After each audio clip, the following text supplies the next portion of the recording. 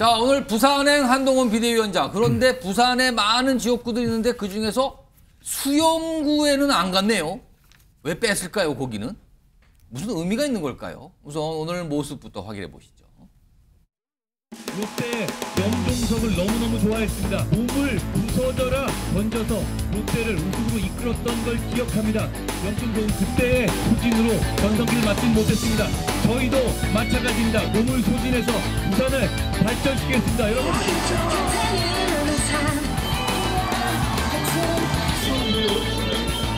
말하는 게 아무래도 진짜 운명을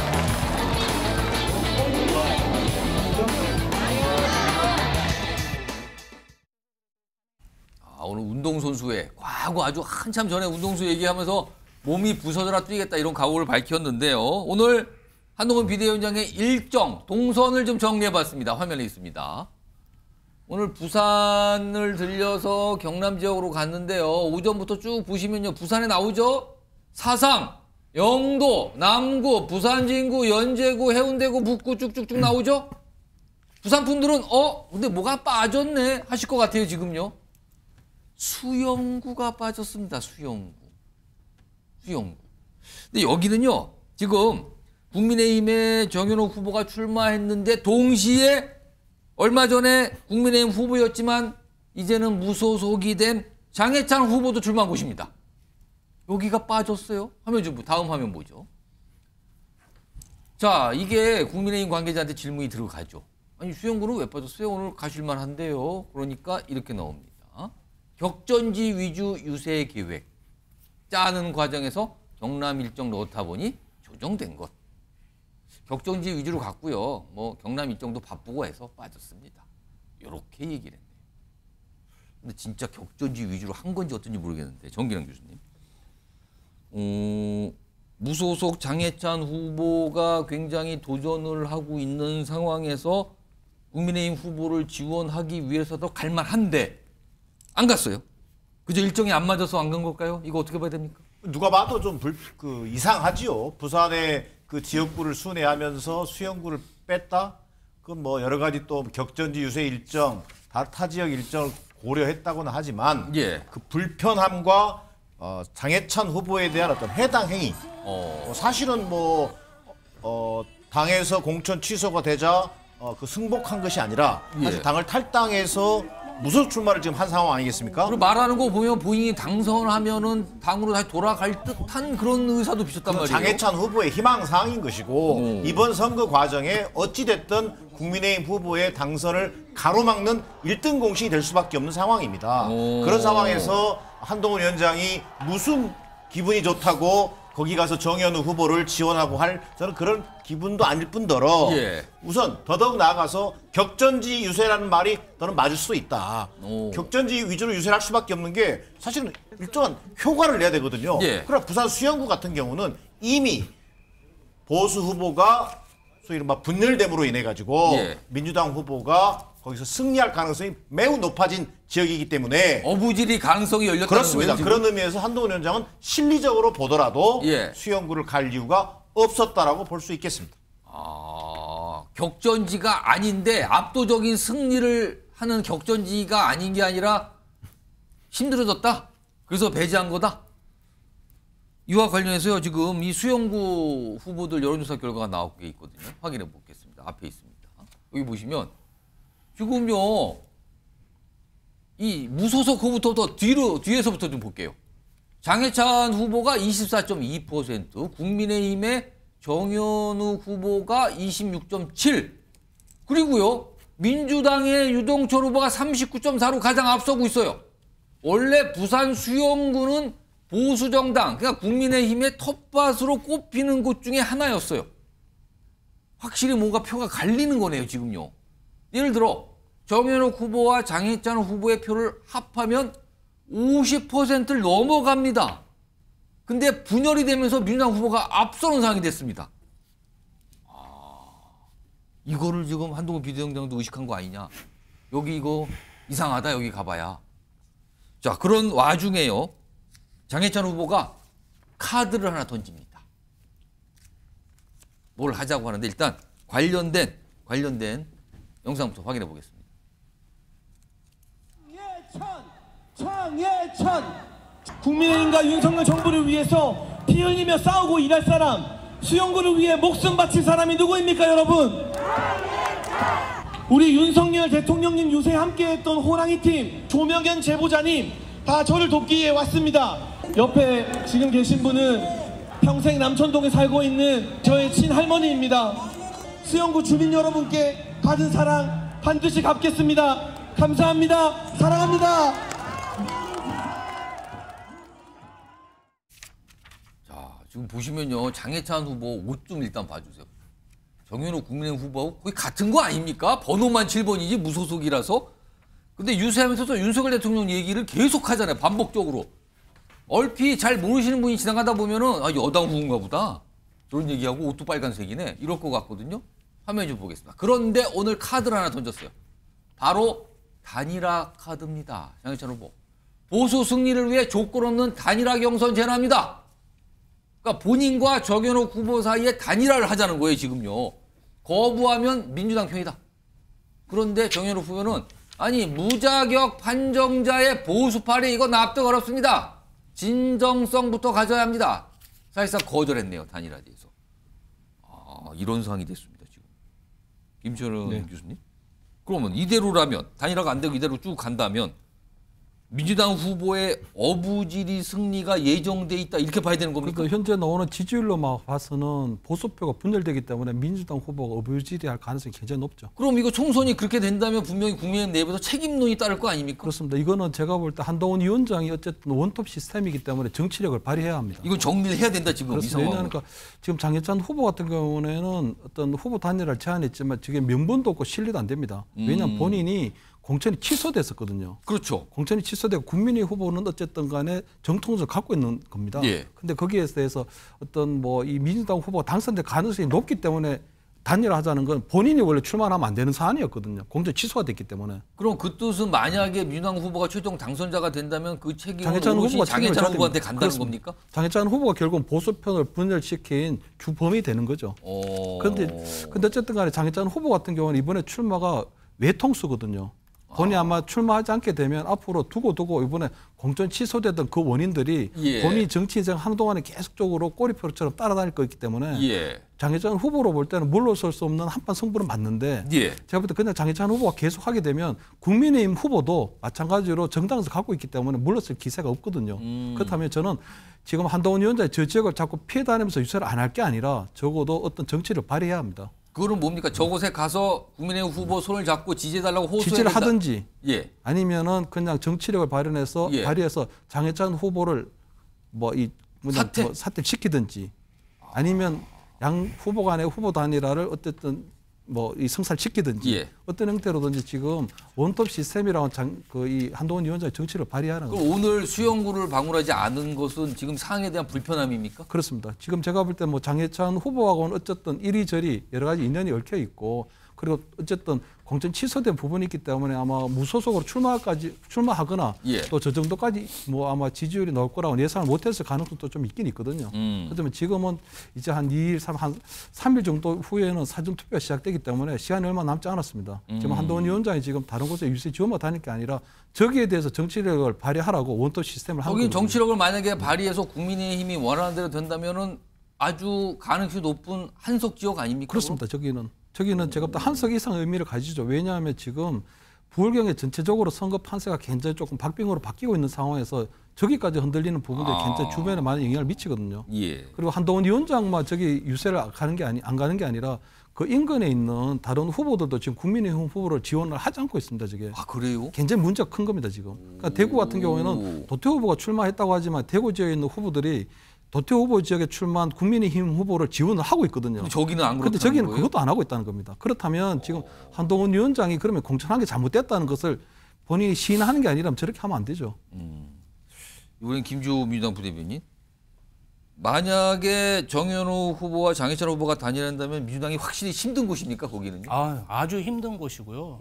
사실은 요거를 자세히 보시면 굉장히 재미있는 포인트가 있습니다. 그렇습니다. 자, 우리 장해찬 후보를 공천 취소할 때 자진 사퇴의 기회도 주지 않았습니다. 그리고 굉장한 리더십으로 한 방에 그냥 취소죠. 취소시켰거든요. 한동훈 위원장이. 그런데 지금 한동훈 위원장이 사실 국민의힘 후보 지원해 주려면 장해찬 후보에 대해서 영구 복당 금지, 그다음에 장해찬 후보 지원하시는 그런 당원들에 대해서 징계를 해야 됩니다.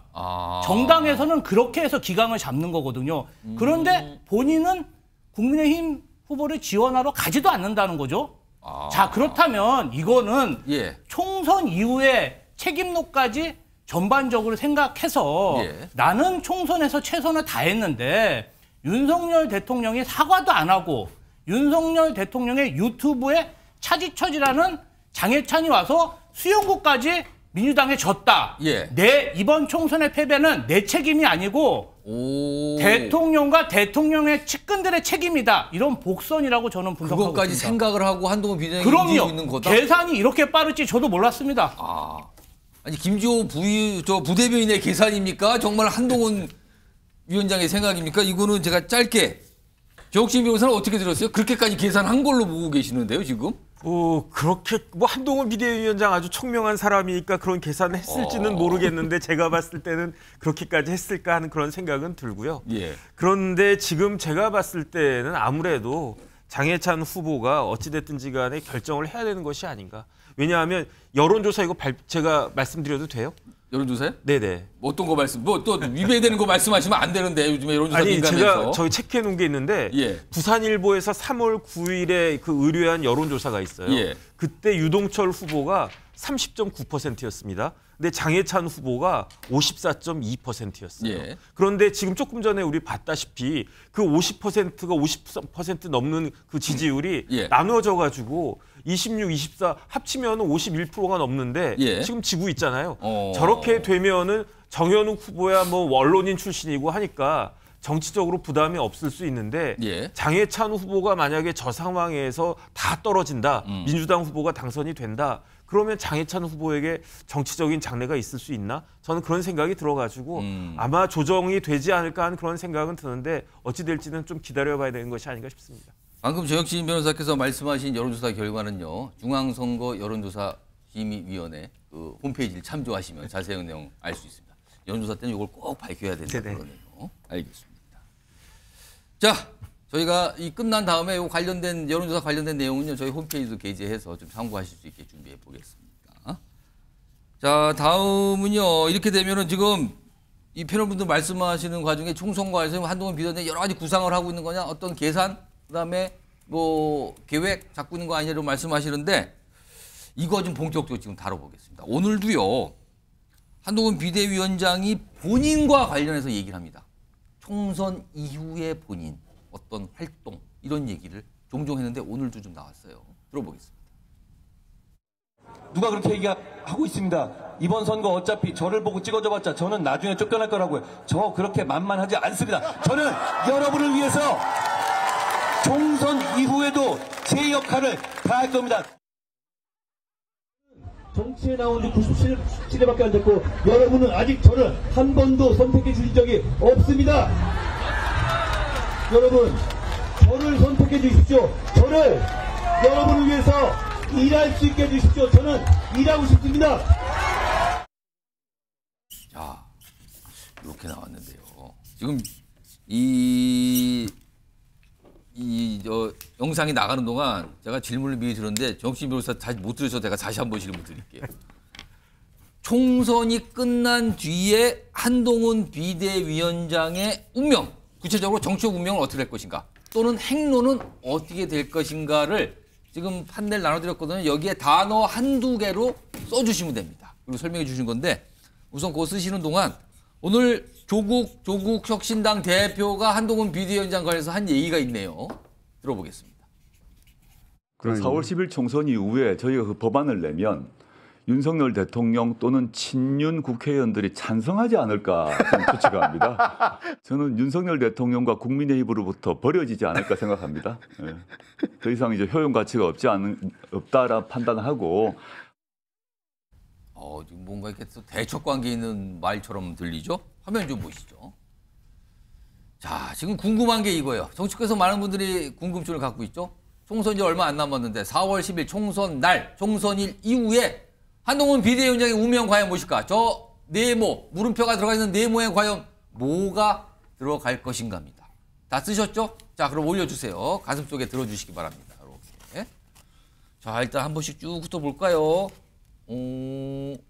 김주 부대변인부터 보면 당권, 대권. 그 옆에 정기랑 교수님은 나라. 이쪽으로 가겠습니다.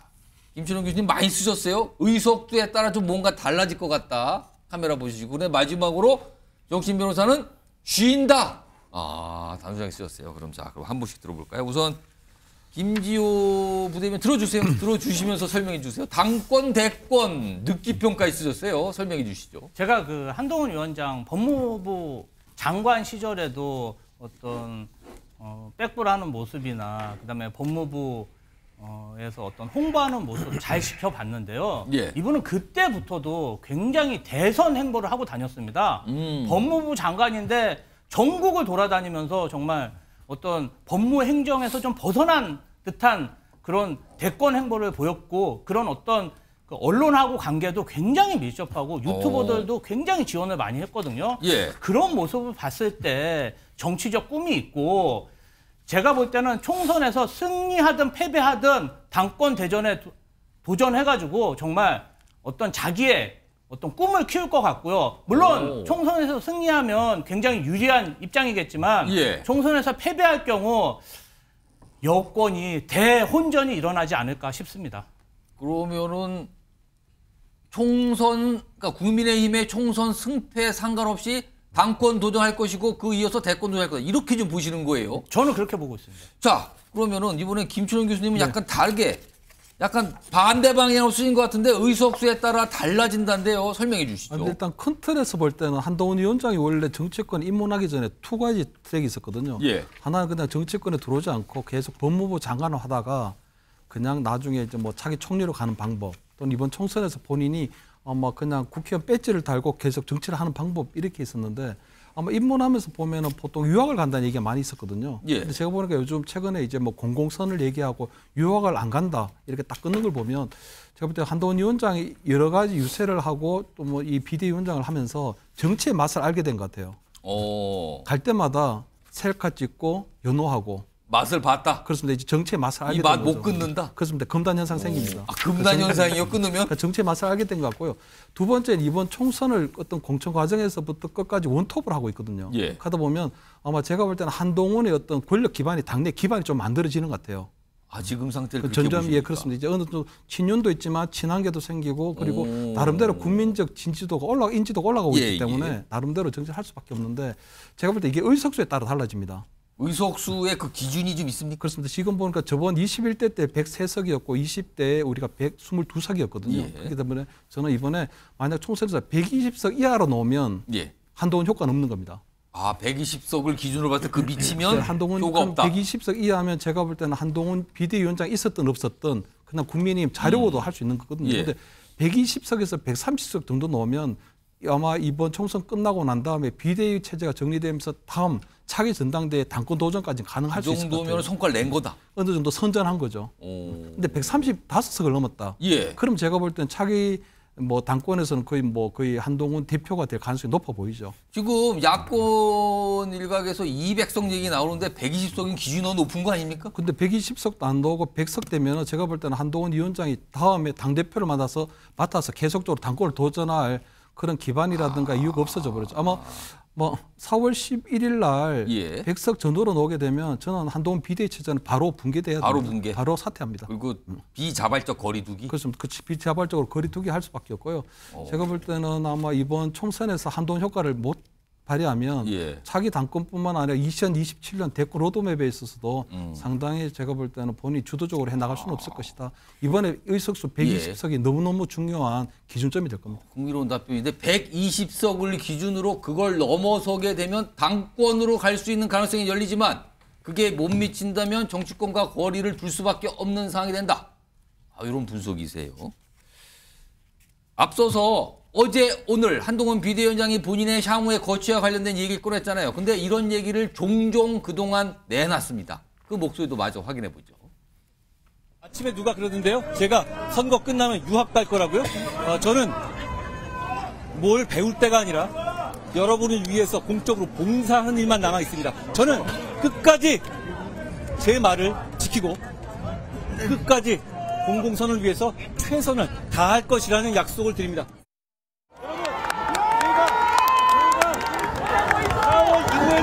여러분의 삶은 지금부터 정치를 같이 해주길 바랍니다. 그러면 여기 있는 사람들을 선택해 주십시오. 제가 함께 할 겁니다. 자, 정기랑 교수님. 정기랑 교수님, 나락이라고 쓰셨어요? 벗어나기 어려운 절망적인 상황을 비유할 때 쓰는 말이죠. 나락이다. 네. 어떤 저는 이제 비유입니까? 그 좀 전에 김철현 교수가 잘 얘기해 줬습니다만 상당 부분 그 객관적인 분석에 동의하면서도 예. 선거 참패라고 하는 것을 전제로 하고 있다고 해도 과언이 아니겠습니다. 국민의힘의 선거 참패라는 것이 거의 분명해지는 상황 속에서 한동훈 위원장의 선택지는 굉장히 좁을 수밖에 없다. 그것은 뭐 쉬든 유학을 가든 그 자체는 대단히 어려운 또 절망적인 상황에 처할 수밖에 없다는 의미에서 제가 나락이라는 표현을 썼고요. 그러니까 일단 정기랑 교수님은 지금 상황으로 보면 국민의힘이 선거 결과 굉장히 어려울 것이다라는 일단 전제를 하시고 그렇게 판단하시고 그 판단에 따르면은 이렇게 보인다. 그렇습니다. 그리고 그것을 또 제가 보다 더 선명하게 얘기하겠다는 취지가 있는 거죠. 예. 이를테면 이런 겁니다. 여의도에서 이런 말이 있습니다. 선거에서 소위 원숭이는 나무에서 떨어져도 원숭이입니다. 예. 그러나 정치인은 선거에 떨어지면 사람 취급도 못 받는 게 여의도입니다. 좀 그런 말이 좀 하시죠. 그런 말이 여의도에 있지 않습니까? 낙선하신 분들이 그런 말 끊으시더군요. 자, 한동훈 위원장 12월 26일 날 비대위원장 취임 이후에 예. 2월 말까지 사실 어찌 보면 비대위원장으로서 또 여권의 어떤 선거 사령탑으로서 예. 지지율 상승을 이끌고 또 나름대로 총선 승리 가능성까지 열어젖혔다고 해도 과언이 아니겠습니다. 예. 뭔가 윤석열 이재명 대결 구도에서 이재명 한동훈 구도로 만들어내고 예. 정권 심판의 어떤 그를 좀 흐리게 하는 그런 어떤 구도까지 만들어냈단 말이에요. 예. 자, 그러나 2월 말 즈음에서 민주당의 공천 파동이 어느 정도 수습되고 조국 혁신당의 출범 이후에 정권 심판론이 재점화되게 이릅니다. 예. 그러면서 나타나는 것이 이른바 용산 리스크입니다. 용산 리스크가 뭡니까? 이종섭 도주대사 논란, 황상무 수석의 발언 논란, 또 대파쇼 논란, 이런 일련의 용산 리스크 때문에 결국 한동훈 원톱 체제가 흔들거리고 다시 정권 심판론이 재점화되는 상황에서 예. 한동훈의 이른바 효용, 한계 이런 것들이 노출되기 시작합니다. 그러면서 결국 지금의 상황으로 이르렀는데 저는 이 흐름을 뒤바꿀 수 있을 가능성은 대단히 희박해 보입니다. 예. 오늘 의정 갈등에 대한 대국민 담화에서라도 최소한 정부 여당이 민심에 무릎을 꿇는 모양새를 취했더라면 예. 또 모르겠습니다만 남은 9일 동안 일련의 과정을 볼 때 지금의 국면을 완전히 뒤바꾸기는 어렵다는 관점에 서 있다면 결국 선거 참패는 불을 보듯 뻔한 상황으로 치닫고 있다. 그 속에서 한동훈 위원장이 선택할 수 있는 길이라고 하는 것은 예. 지금 권력 3년 차에 현재 권력이 존재하는 한 한동훈의 역할은 없다. 결국 처참하게 내쳐질 것을 저는 예상해 볼 수 있겠습니다. 그래서 나락이다 이렇게 쓰셨네요. 자, 이번에 마지막으로 정혁진 변호사는 쉰답니다. 이게 나락하고 같은 쉰답니까? 다른 뜻입니까? 아니 그냥 뭐라 그럴까 육체적으로 예. 한동훈 비대위원장 쉬어야 돼요. 지금도 벌써 이제 체력이 얼마 남지 않았어요. 힘들어서 쉰답니까? 그 순수하게? 그렇죠. 한동훈 비대위원장 조금 전에 정기남 교수님 말씀하셨지만 작년 예. 크리스마스 즈음에서 비대위원장 됐는데 예. 3개월 한 열흘 정도 지나지 않았겠습니까? 예. 그런데 그동안에 해도 너무 열심히 했어요. 그다음 본인 스스로 모든 걸 갖다 다 소모한다라고 했고 그다음에 살도 좀 별로 이렇게 살도 없었던 것 같은데 그 살이 또 한 상당히 빠지지 않았습니까? 그러니까 제가 봤을 때는 지금 육체적으로 예. 쉴 수밖에 없다. 4월 10일까지 그냥 모든 걸 다 쏟아놓고. 그게 좀 쉰다? 그렇죠. 그다음에 두 번째로는요. 비대위가 그 국민의힘 당원에 따르면은 그 96조에 보면은 존속 기간이 있어요. 그렇죠. 그러니까 6개월이면 다 끝나요. 기간적으로. 그렇습니다. 그다음에 사실은 6개월이면은 5월에 국회 개원하고 그러지 않겠습니까? 그때쯤 되면은 더 비대위원장 하고 싶어도 전당대회에서 새로운 당대표가 뽑혀요. 예. 그러니까 그 전에 아마 이제 실질적으로 쉬지 않을까 그런 생각이 들고. 그 다음에는. 하지만 예, 그다음에. 지금 정기남 교수님하고 여기선 좀 생각이 다른데 버려지지는 않을 것이다. 조국 대표가 뭐 처참하게 버려질 것이다 이렇게 이야기하지 않았습니까? 예. 제 생각에는 그거는 조국 대표의 희망사항 아닐까 하는 생각이 들고요. 버려지기에는 한동훈이 커도 너무 컸다. 저는 그런 생각이 들고 그다음 만약에 이번 총선에서 이길지 질지 여당이 이길지 질지는 뭐 뚜껑 열어봐야 되는 거 아니겠습니까? 예. 마지막에 이제 뭐 장갑을 벗을 때까지 9회 말 투아웃의 말로홈런도 있을 수 있는 거고 그러니까 모르는 거니까 이제 모든 걸 갖다 다 봐야 되는데 예. 그런데 진다고 하더라도 그 패배의 책임이 오로지 한동훈에게만 있을 것이냐 예. 그렇게는 많은 여당 지지자들이 보지는 않을 거기 때문에 어찌됐든지 간에 당분간은 쉬겠지만은 정권 말기나 적정한 시기에 다시 한동훈 비대위원장에게 역할은 주어질 것 같다는 게 제 추측입니다. 일단 피곤하니까 쉰다. 그러나 시간이 지나다 보면은 다시 한동훈을 찾고 바라보는 시선들이 나올 것이다. 이거네요 지금요. 정혁진 변호사의 말씀은요. 네 분 오늘 보니까 굉장히 다양한 답을 해주셨어요. 모릅니다. 아직은요. 총선이 일단 끝나고 나서 그 결과를 바탕으로 여러 가지 분석과 전망이 나오겠죠. 그때 되면 뉴스와이드 여러분께 상세하게 좀 분석을 해드리겠습니다. 이런 가운데요. 한동훈 비대위원장 이 모습을 뭐라고 해석할까요? 힘든 모습일까요? 어떤 걸까요? 화면 좀 보겠습니다. 이게 어제 모습이라고 알려지고 있죠. 이게 사진의 한 온라인 커뮤니티에 어떤 분이 찍어서 올렸어요. 저거를요. 그러니까 어제 서울 지역, 그러니까 수도권 유세잖아요. 그걸 끝나고 이게 굉장히 늦은 저녁이었다 그러네요. 한동훈 위원장이 한 편의점에서 수서역 유세 후에 편의점에서 라면으로 저녁을 때우는 모습이 있어요. 라면에 음료수 하나 넣고 저렇게 먹는 모습에 누가 그걸 지나가다 찍었대요. 저거를. 찍어서 아니 저거 보니까 한동훈 비대위원장 아니냐? 이러면서 올린 거예요.